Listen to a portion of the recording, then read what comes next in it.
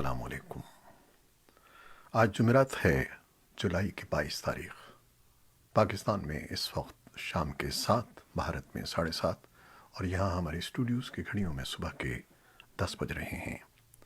Voice of America Washington کی Urdu service سے میں ہوں خالد حمید، خبروں کے ایک بلیٹن کے ساتھ۔ امریکی محکمہ دفاع نے اعتراف کیا ہے کہ طالبان افغانستان کے آدھے سے زیادہ ضلعی مراکز پر کنٹرول رکھتے ہیں، لہٰذا آنے والے مہینے افغان حکومت کی قیادت اور عزم کا امتحان ہوں گے۔ امریکہ کے joint chief of staff general mark ملی نے بدھ کو پینٹاگون میں صحافیوں سے گفتگو کرتے ہوئے کہا کہ یہ اندازے کہ طالبان افغانستان کے اطراف میں تیزی سے مختلف علاقوں کو اپنے کنٹرول میں لے رہے ہیں، حقیقت سے دور نہیں ہیں۔ وائس آف امریکہ کے جیف سیلڈن کی رپورٹ کے مطابق مارک ملی کا مزید کہنا تھا کہ افغانستان کے 212 ضلعی مراکز، جو ملک کے کل اضلاع کا تقریباً نصف بنتے ہیں، اس وقت طالبان کے کنٹرول میں ہیں، اور طالبان جنگجو ملک کے 34 میں سے 17 صوبائی دارالحکومتوں کی جانب پیش قدمی کر رہے ہیں۔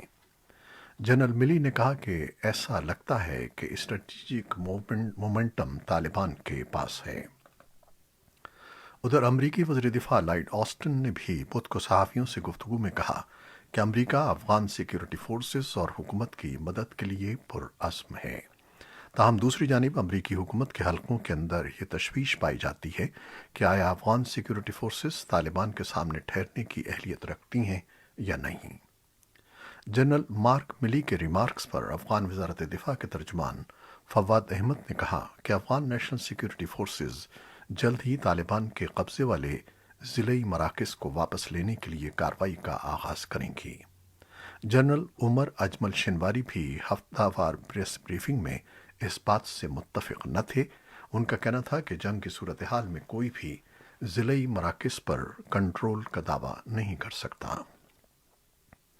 کابل میں امریکی سفارت خانے نے طالبان اور دوسرے فریقوں سے فوری طور پر تشدد ختم کرنے اور مستقل اور جامع جنگ بندی پر رضامند ہونے کے لیے کہا ہے۔ ساتھ ہی کابل میں امریکی چارج ڈی افیئرز راس ولسن نے ٹویٹس کے ایک سلسلے میں طالبان سے افغان خواتین کے سلسلے میں پالیسیاں تبدیل کرنے کے لیے کہا ہے۔ انہوں نے کہا کہ آج کے دور میں اسکولوں تک لڑکیوں کی رسائی روکنے یا معاشرے میں خواتین کے حقوق پر قدغن لگانے، انہیں کام پر جانے سے روکنے وغیرہ جیسے کاموں کے لیے کوئی جگہ نہیں ہے۔ انہوں نے کہا کہ آج عورتوں اور مردوں کو برابر کے حقوق حاصل ہیں۔ ترکی طالبان کی مخالفت کے باوجود افغانستان سے امریکی فوجیوں کے انخلاء کے بعد کابل انٹرنیشنل ایئرپورٹ کی سیکیورٹی سنبھالنے کے اپنے منصوبوں کو آگے بڑھا رہا ہے۔ انقرہ اس ایئرپورٹ کو محفوظ بنانے کے لیے واشنگٹن سے گفت و شنید کر رہا ہے، جس کے بارے میں تجزیہ کار کہتے ہیں کہ وہ افغانستان میں استحکام اور بین الاقوامی موجودگی برقرار رکھنے کے لیے کلیدی اہمیت رکھتا ہے۔ طالبان نے انتباہ کیا ہے کہ اگر ترکی کی فوج غیر ملکی فورسز کے انخلاء کے بعد افغانستان میں رہی تو اسے سنگین نتائج کا سامنا ہوگا۔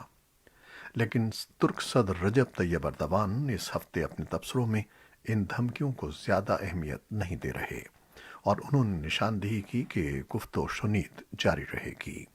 اردوان نے کہا کہ آیا وزارت خارجہ کی سطح پر یا ان کی اپنی سطح پر ترکی یہ دیکھنے کی کوشش کر رہا ہے کہ وہ طالبان کے ساتھ کس قسم کے مذاکرات کر سکتا ہے اور یہ مذاکرات کہاں منعقد ہو سکتے ہیں۔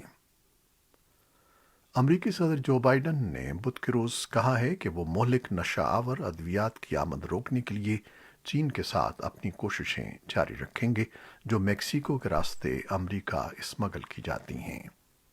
بائیڈن نے سنسنیٹی میں سی این این ٹاؤن ہال طرز کے پروگرام میں کہا کہ ان کی حکومت پورے اوپیائڈ مسئلے سے محکمہ انصاف میں عملے کی تعداد میں بھاری اضافہ کر کے نمٹ رہی ہے، جو اس معاملے پر کام کر رہے ہیں۔ سینئر امریکی اور چینی سفارتکار اتوار کو ایک ایسے وقت میں ملاقات کر رہے ہیں جب واشنگٹن اور بیجنگ کے درمیان کشیدگیوں میں اضافہ ہو رہا ہے۔ بدھ کے روز امریکی محکمہ خارجہ نے کہا کہ امریکہ کے نمبر 2 سفارتکار وینڈی شرمن ایشیا کے دورے کے ایک حصے کے طور پر، جس میں جاپان، جنوبی کوریا اور منگولیا اور عمان شامل ہیں، چین کے شہر تیانجن میں چینی وزیر خارجہ اور دوسروں سے ملاقات کریں گے۔ بدھ کے روز ایک بریفنگ میں محکمہ خارجہ کے ترجمان نیڈ پرائس نے کہا کہ ان تعلقات کے پس منظر میں جو پیچیدہ، چیلنجنگ اور ہمہ جہت ہیں، ہمارا خیال ہے کہ اعلیٰ سطح کے عہدیداروں کے درمیان رابطوں کو برقرار رکھنا اہم ہے۔ امریکی میڈیا ادارے U S agency for global media (USAGM) نے ان رپورٹس پر تشویش کا اظہار کیا ہے کہ 180 سے زیادہ صحافیوں کو، جن میں وائس آف امریکہ اور radio free Europe, radio Liberty کے صحافی بھی شامل ہیں، بظاہر فوجی سطح کے ایک جدید نگرانی کے ایپ اسپائی ویئر کا ہدف بنایا گیا ہے۔ USAGM کی جانب سے جاری کی گئی پریس ریلیز کے مطابق ادارے کی چیف ایگزیکٹو آفیسر کیلو چاو نے کہا ہے کہ صحافیوں کی نجی گفتگو کو کسی بھی طریقے سے ہدف بنانا قابل قبول نہیں ہے۔ ان کا کہنا تھا کہ اس خلاف ورزی کو لازمی طور پر روکنا چاہیے اور صحافیوں کی سیکیورٹی کو لازمی تحفظ فراہم کیا جانا چاہیے۔ میڈیا اداروں کے ایک کنسورشیم نے تفتیش کے بعد کہا ہے کہ حکومتوں کے لیے دہشت گردوں کا پیچھا کرنے کی غرض سے بنائے جانے والے اسپائی ویئر کو صحافیوں، انسانی حقوق کے سرگرم کارکنوں، کاروباری اداروں کے اعلیٰ عہدیداروں اور سرکاری افسروں کے اسمارٹ فونز ہیک کرنے کے لیے استعمال کیا گیا۔ یہ اسپائی ویئر ایک اسرائیلی کمپنی NSO گروپ نے تیار کیا تھا۔ واشنگٹن پوسٹ نے، جو اس کنسورشیم کا حصہ ہے، اپنی رپورٹ میں کہا ہے کہ جن صحافیوں کو ہدف بنایا گیا ہے اس میں سے کچھ کا تعلق وائس آف امریکہ سے ہے۔ کیلو چاو کا کہنا تھا کہ نئی ٹیکنالوجی صحافیوں کو اپنا کام بہتر بنانے میں مدد کے لیے استعمال ہونی چاہیے، نہ کہ اسے ان کی جاسوسی اور انہیں ہراساں کرنے کے لیے استعمال کیا جائے۔ اسرائیل کے وزیر اعظم نے منگل کے روز ice cream company Ben and Jerry's کے اسرائیل کے زیر قبضہ علاقوں میں اپنی آئس کریم فروخت نہ کرنے کے فیصلے کے خلاف مہم تیز کرنے کا عندیہ دیا ہے۔ دوسری طرف اسرائیل کے امریکہ میں سفیر نے امریکہ کی درجنوں ریاستوں کے گورنروں سے مطالبہ کیا کہ وہ آئس کریم کمپنی کے خلاف ریاستوں کے اسرائیل کے بائیکاٹ کے خلاف قوانین کو استعمال کریں۔ خبر رساں ادارے ایسوسی ایٹڈ پریس کے مطابق اسرائیل کی جانب سے یہ سخت رد عمل ملک میں موجود اس خدشے کے تحت ظاہر کیا جا رہا ہے کہ مستقبل میں مزید کمپنیاں بین اینڈ جیریز کی طرح اسرائیل میں کاروبار کرنے سے انکار کر سکتی ہیں۔ اسرائیلی وزیر اعظم کے دفتر نے بتایا کہ وزیر اعظم نفتالی بینٹ نے بین اینڈ جیریز کی پیرنٹ کمپنی یونیلیور کے چیف ایگزیکٹو سے بات کرتے ہوئے اپنے خدشات کا اظہار کیا اور اسے اسرائیل مخالف اقدام قرار دیا۔ دفتر کے مطابق وزیر اعظم نے کہا کہ اس اقدام کے سنگین قانونی اور دیگر نتائج ہوں گے۔ AP کے مطابق کمپنی کی جانب سے اس بیان کو کسی بھی بڑی کمپنی کی جانب سے اسرائیل کی مغربی کنارے اور مشرقی یروشلم میں نو آبادیات کی پالیسی کے خلاف ایک بڑی مزاحمت کے طور پر دیکھا جا رہا ہے۔ محکمہ ہوم لینڈ سیکیورٹی نے بدھ کے روز اعلان کیا کہ امریکہ نے غیر ضروری سفر کے لیے کینیڈا اور میکسیکو کے ساتھ مشترکہ زمینی سرحدوں کی بندش میں 21 اگست تک توسیع کر دی ہے۔ محکمہ ہوم لینڈ سیکیورٹی کی طرف سے سرحد کو مزید 30 روز تک بند رکھنے کے اعلان سے قبل کینیڈا نے پیر کے روز کہا تھا کہ وہ 9 اگست سے ان افراد کے لیے اپنے ملک کے سفر کی پابندی کو ختم کر دے گا جن کو ویکسین مکمل طور پر لگا دی گئی ہے۔ اس اعلان سے کووڈ-19 کی وجہ سے 16 ماہ سے عائد سفری پابندیاں ختم ہو جائیں گی۔ اطلاعات کے مطابق چین ان لوگوں کے لیے جنہیں چین کی ویکسینز مثلاً سائنو ویک اور سائنو فارم مکمل طور پر لگ چکی ہیں، بوسٹر شاٹ کے طور پر ایک غیر ملکی ویکسین کے استعمال پر غور کر رہا ہے۔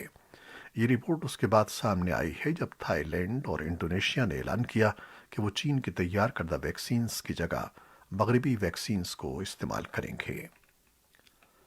بائیو ٹیکنالوجی کمپنیوں نے بدھ کے روز بتایا کہ فائزر اور بایون ٹیک نے جنوبی افریقہ کی کمپنی کے ساتھ معاہدہ کیا ہے کہ وہ افریقہ میں تقسیم کے لیے اپنی کووڈ-19 ویکسین تیار کریں گے۔ کیپ ٹاؤن میں بایو ویک انسٹی ٹیوٹ سن 2022 سے ویکسین کی سالانہ 100 ملین خوراکیں تیار کرے گا اور افریقہ کے 54 ممالک میں تقسیم کے لیے انہیں پیک کرے گا۔ جل بائیڈن بطور خاتون اول اپنے پہلے تنہا بین الاقوامی سفر پر ہیں۔ وہ ٹوکیو میں ہونے والے اولمپک مقابلوں میں امریکی وفد کی قیادت کر رہی ہیں، جہاں کووڈ 19 کے نئے کیسز 6 ماہ کے بعد انتہائی سطح کو چھو رہے ہیں۔ خاتون اول بدھ کے روز واشنگٹن سے روانہ ہو گئیں اور الاسکا پہنچیں، جہاں انہوں نے فوجی ویٹرن خاندانوں سے ملاقات کی اور لوگوں کو کووڈ 19 ویکسین لینے پر آمادہ کرنے کی کوشش کی۔